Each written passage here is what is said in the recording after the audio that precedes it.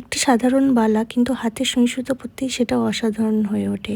আজ এই টিউটোরিয়ালে আমি সেটা ধাপে ধাপে দেখাবো কিভাবে বালাটা প্রস্তুত করবে।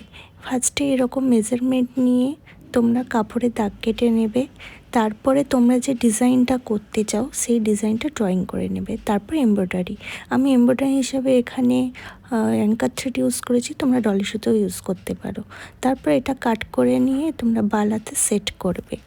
বালাতে সেটিং করা ঠিক যেভাবে আমি দেখিয়েছি ওইভাবে করবে, তাহলে ফিনিশিংটা খুব সুন্দর আসবে। এরপরে তোমরা একটা কাপড় কেটে নেবে, এটা বালার আড়ের যে মেজারমেন্ট ওটার হিসাবে নিয়ে তোমরা কাপড়টা কাটবে, কেটে ওটা মুড়ে আর বালার সাথে সেট করে দেবে।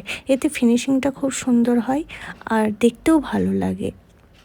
তো তোমাদের কতটা কি উপকার হলো তোমরা কিন্তু অবশ্যই কমেন্ট করে জানিও।